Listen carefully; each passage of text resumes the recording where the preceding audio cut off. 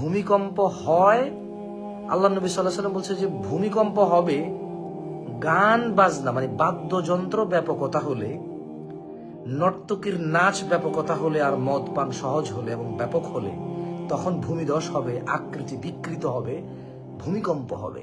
আর ভূমিকম্পর নিউজই হয়, ভূমিকম্প সম্পর্কে যে তথ্য ইউটিউবে যে দেখতেছি নিউজ চ্যানেলে, এই তথ্যই দিচ্ছে ব্যাকগ্রাউন্ড মিউজিক দিয়ে। তাহলে মাটির নিচে বরফ আছে, বরফের প্লেট আছে, প্লেটে প্লেটে ঘষা খাইলে একটা প্লেটে সহ্য না করে সরে গেলে তারপরে ভূমিকম্প হয়, এটা সবাই বিলিভ করতেছে। কিন্তু এখানকার মুসলমান আমরা কেউ বিলিভ করতেছি না যে বাদ্যযন্ত্র আর নর্তকী বেড়ে গেলে, নেশা বেড়ে গেলে ভূমিকম্প হয়। তাহলে কিন্তু ওই ভূমিকম্প নিউজে মিউজিক থাকতো না। এবং আমি ওই নিউজের নিচে কমেন্টস গুলো চেক করেছি, কারো কোনো আপত্তি নাই যে আপনি যে মিউজিক ব্যাকগ্রাউন্ড দিয়ে যে আপনি নিউজটা চালাচ্ছেন, এইটা তো মিউজিকের কারণে ভূমিকম্প হচ্ছে। কারো কোনো আপত্তি পেলাম না। সে 2022 সালে চিটগং একটা লেকচারে বলেছি যে আপনার গান বাজনা বাজানোর কারণে ভূমিকম্প আসবে, এই 10 তলা 20 তলা বিল্ডিং টিকবে না।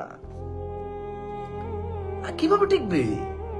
ইযা যুলজিলাতিল আরদু জিলজালাহা, যখন মাটি বা পৃথিবী প্রবল কম্পনে প্রকম্পিত হবে, ও আখরাজাতিল আরদু আথকালাহা, মাটি যখন তার ভারসমূহ নিক্ষেপ করবে বা উৎক্ষেপ করবে বা বের করবে, ওয়াকাল আল ইনসান, মানুষ বলবে মা লাহা, কি হয়েছে, কি হয়েছে বলতে পারবে, বাট কেন হয়েছে ওই দিকে খেয়াল করা উচিত।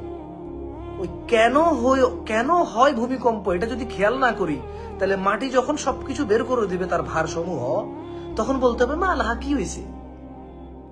এখন আমরা ডিসিশন নেওয়া উচিত, আমরা কি মাটি তার সবকিছু বের করে দিলে তখন কি হয়েছে বলার জন্য অপেক্ষায় আছি, নাকি কেন হচ্ছে ভূমিকম্প সেটার দিকে মনোনিবেশ করব।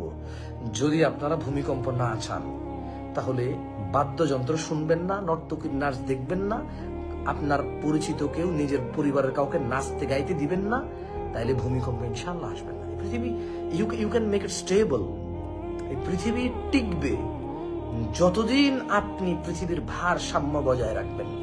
যেমন পরিবেশ ততদিন সুন্দর যতক্ষণ আপনি প্লাস্টিকের বোতল না ফালান, পলিথিন না ফালান, বাসার ডাস্টবিনের ময়লা যেখানে সেখানে না ফালায় দেন, ধোঁয়া, পেট্রোল ডিজেলের ধোঁয়া এগুলো আপনি না করেন, ততক্ষণ পরিবেশ সুন্দর। গাছপালা না কেটে ফেলেন, পশু পাখি না মেরে ফেলেন, ততক্ষণ পরিবেশ সুন্দর, ভারসাম্য থাকে পরিবেশের।